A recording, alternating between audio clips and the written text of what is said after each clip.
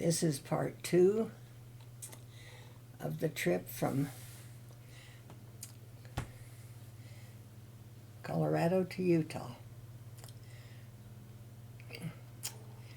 Part 2. We arrived, of course, like I said, the night before. We spent down in Provo in a hotel and got in the car and drove up to the house where we parked the U-Hauls. When we got there, started to open the U-Hauls and unlock the door to the house. Here come all the neighbors. They came with lemonade, fresh vegetables out of their garden, tomatoes and stuff, things that we could munch on while we unloaded. And then we had these young men that became Ward's good friends for the rest of his life. He still has them. One was Jeff Bruning, who is no longer with us. Brooke Reese. Troy, I can't remember Troy's last name. Oh, shucks. Troy. And Mike Fairbanks.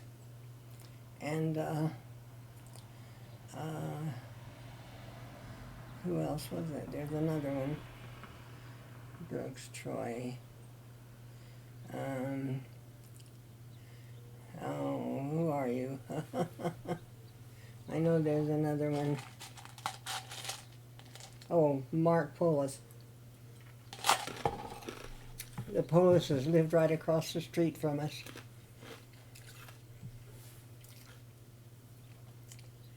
Gail and I became such close friends.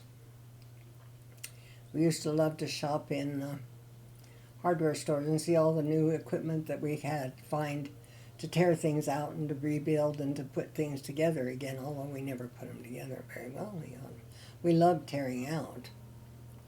And we even tried one time to rollerblade on those rollerblades that are single blade rollers. And my ankles were not strong enough, and I seemed to be on my ankles more with them than anything. And Gail was a pretty good skater. She did pretty well. But anyway, we used to have fun. But that was how we met all those wonderful people.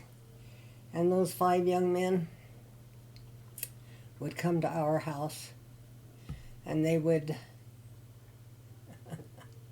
eat all my leftovers. I never had leftovers when I had those young men around. Then, Mom, what's in the refrigerator left over? And Mark loved my leftovers. He thought I had the best leftovers in the world.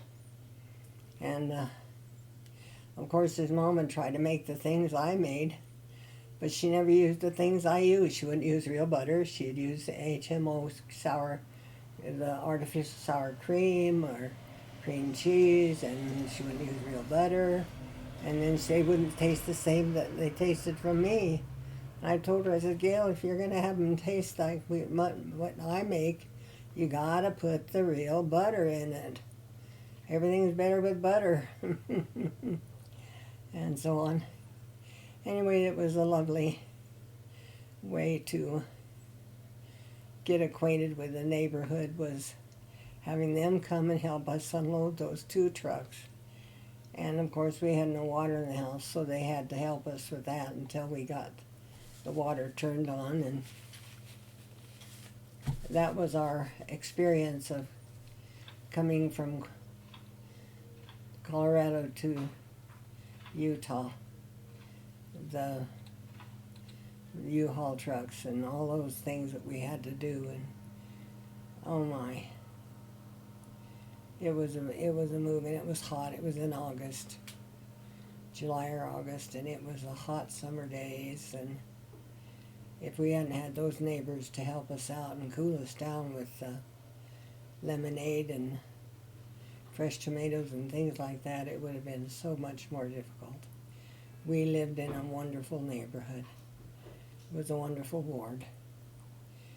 Okay, I'm going to stop recording on this now because that's the second part, and that's all I can think of right now. My head is kind of fuzzy this morning. I'm tired. So I shall stop the recording.